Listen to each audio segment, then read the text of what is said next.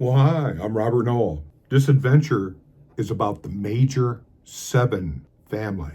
In the trilogy or trinity of the family of chord progressions, we have, of course, the major chord family, the minor chord family, and the dominant chord family.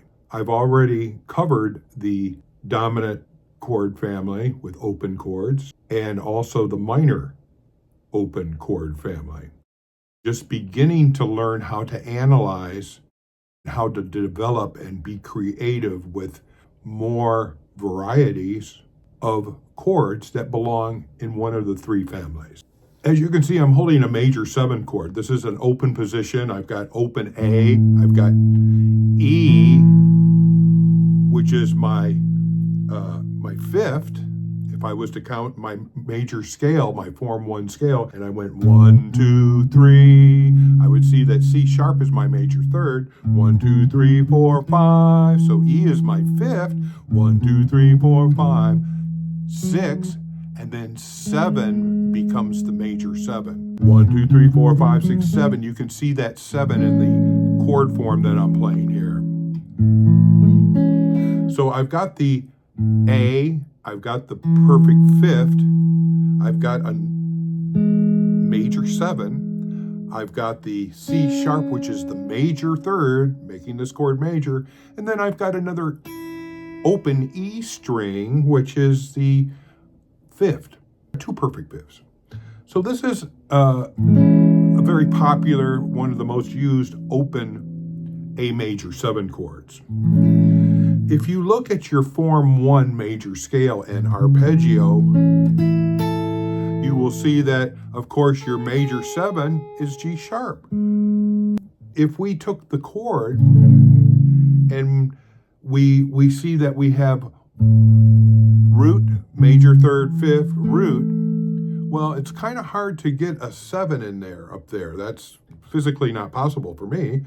But if I play the major 3rd and use maybe my 3rd finger for that 7 up there, I can come up with a chord that would be an inversion of the A major 7. So I have C sharp, which is the 3rd in the bass now. I have the E note, which is the 5th. I have another A. I have another 3rd, another C sharp, and I have the major 7. Now I could finger this different. I could use my 3rd finger and 4th finger for the G sharp, 3rd finger for the C sharp. That might be a little easier, okay? So we're always looking at ways to take the shape of the chord and see what intervals we have and see, can we change them around? Is it possible? It's only possible if we know what the intervals are, the note names and intervals, right? Then we can look at what the possibilities might be. You really need to know your form 1 major scale to do what I'm doing here. And maybe even going, okay, well, form 1, I could also do it as an open scale. Starting on, we would go.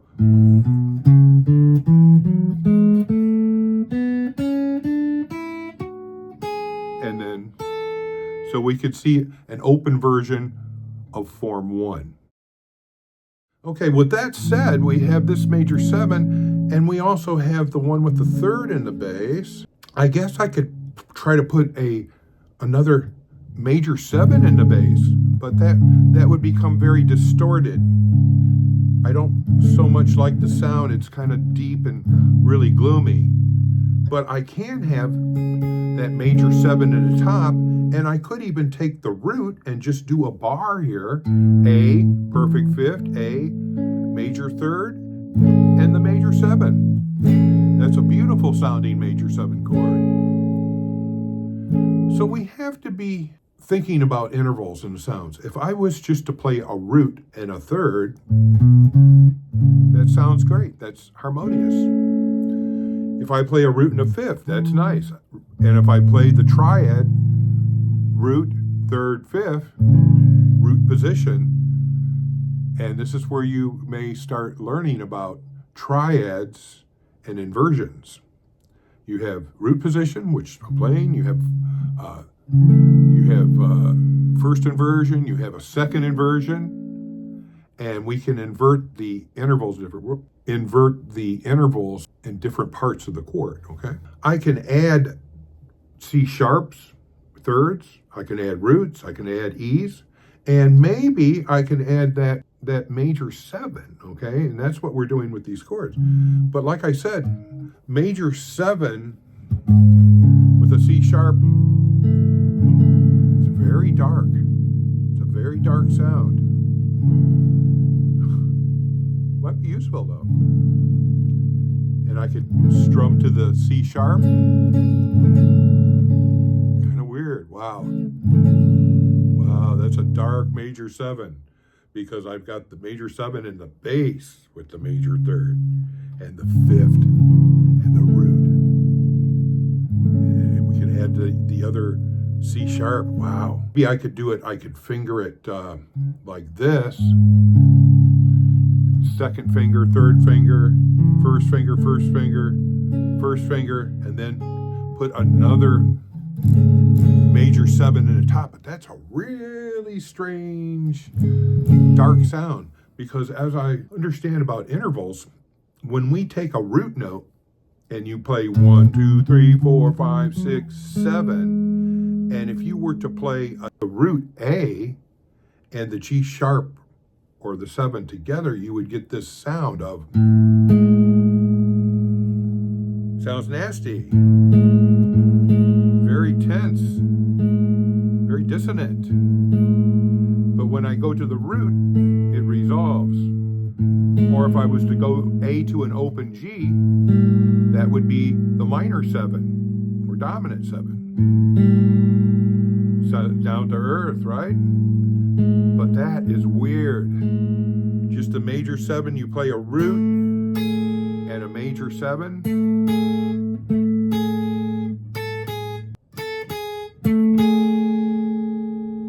If I went to form 2 and I did, and I just played the root and a major 7, a G sharp, I like to say it's just like a weird or a bad person. If you surround a bad person with a good environment, it can help, it can heal it. So when I take that dissonance and I put in a major 3rd and a perfect 5th, now you don't hear that.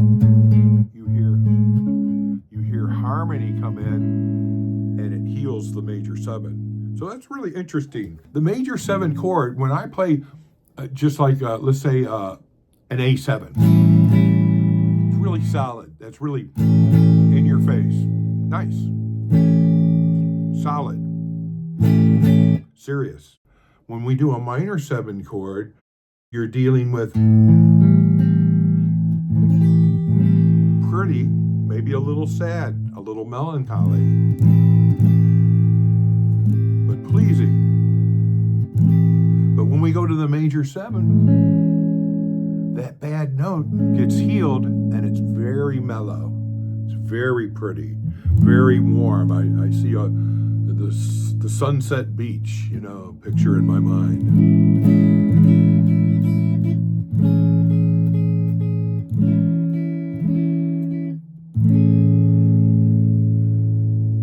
So the major 7 family, if you were to do a major 7 chord scale, you would find that it's mellow. We have mellow major 7s. You're going to find that the 4 chord is going to be D major 7. So what am I doing for a D major 7? I'm just hitting open D. I've got my A, which is my 5th, and I've got the C sharp, which is the major 7 of D, and then I've got the F sharp, which is the major 3rd, making this D major. So that little 4-note chord is beautiful. A major 7, D major 7. Now that D major 7, I could strum it from the A, so that would mean that I've got another 5th in the chord, in the bass. I could even put an F sharp in the bottom and strum. I could actually, at that point, I could make this a 6-note chord.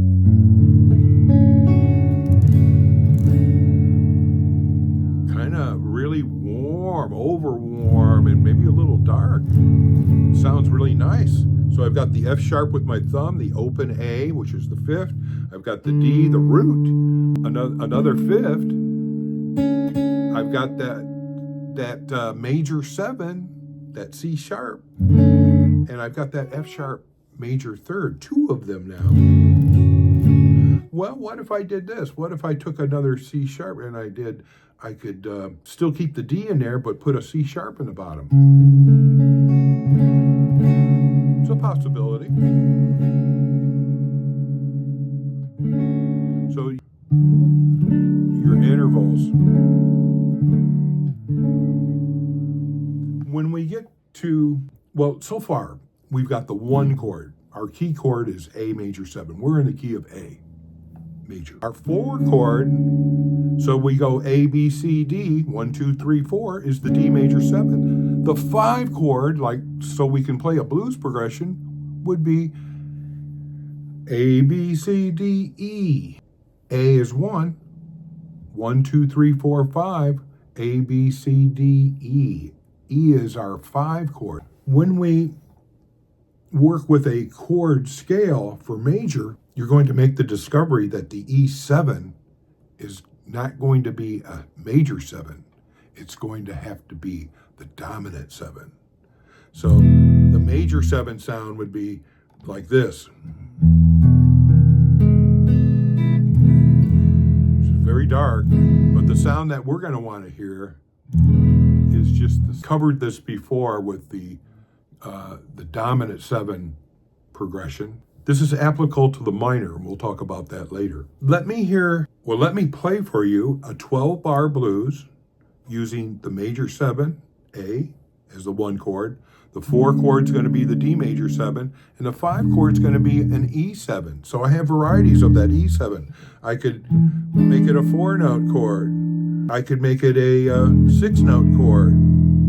I could have the open D in there as well as the D.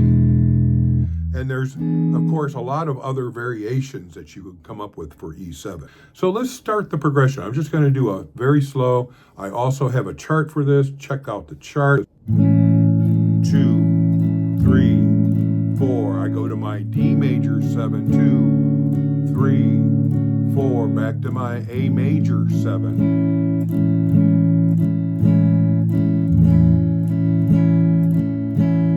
To my D major 7,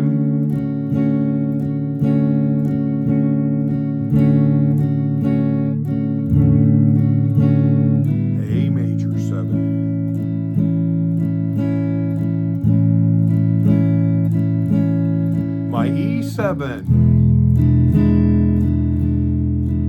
my D major 7, my A major 7, my D major 7, A major 7, E7. 12-bar basic blues. We're dealing with the major family, so major 7s. We're exploring 7s. This adventure, okay? So check it out. A major 7, the 1 chord. 2, 3, the 4 chord, D major 7. 2, 3, back to an A major 7. 2, 3, 4, 1, 2, 3, 4. My D major 7, 2, 3, 4, 1, 2, 3, 4, 1, 2, 3, 4, 1, 2, 3. My E7, my 5 chord. Back to my D major 7, 4 chord. Now the turnaround, the A major 7 to the 4 chord D major 7, 1 chord A major 7 to the 5 chord E7 major 7, my 1 chord, my D major 7, quick change, back to the 1 chord A major 7. I'm gonna add that 7 on the top, my D major 7. I just think that's nice, just keeping that in there, my A major 7. Let's add that 7 and then go back to the E7. And then my D major 7. Now my turnaround. A major 7, D major 7, A major 7, E7. I hope you get into examining your chords. Now, we could do that with all chords that would fall into the form 1 forms, the form 2s, the form 3s, the form 4s, and form 5s. And then we're back to open, or form 1. Exploring the forms. That's the way I teach. Each form has scale, chord, arpeggio. The Trinity, okay? That religious thing in guitar philosophy, okay, or my guitar science. I love teaching this way because it makes sense. So when you know your intervals and note name, you're able to look at your chords and analyze them and know that, hey, I've got an A note, an E, a G sharp, a C sharp, and an E. Well, I got an E I could put in the bass. That sounds kind of too thick for me, though. I like it when the root's in the bottom of this one. Anyways, I just analyze that chord. And when I analyze it, because I know the scale intervals, 1, 2, 3, 4, 5, 6, 7, 8, I know that, in your major scale, you have a root, a major second, a major third, perfect fourth, perfect fifth, major 6, major 7, and then you're back to root. I understand the scale. I understand the arpeggio. So I'm able to analyze this. I'm able to build on this shape. Same thing with the D major 7.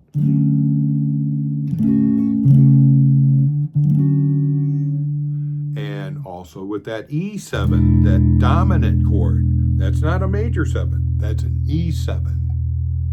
It has the minor 7 in it, and we call it an E7, dominant 7. I hope you've enjoyed this study. I'm going to be continuing on the adventures and moving into form 1, 2, 3, 4, and 5 chords, so you start getting an idea with the 3 family. I'm going to do it for the major family, for the minor family, and for the dominant family, so that I'm helping you explore. You're starting to learn to put the Trinity together, scale, chord, arpeggio, so that you can analyze and you can understand what you're playing. Same thing would be true if I wasn't just doing rhythms. I might be starting to solo, so I would be utilizing these shapes in my soloing for arpeggios and chords and riffs and melodies. Once again, too, the phrasing, 12-bar blues progression that I've done today with the A major family. Here would be my 12-bar blues exploration adventure. So I'm going to get into phrasing my rhythm a little bit. A major 7, my D,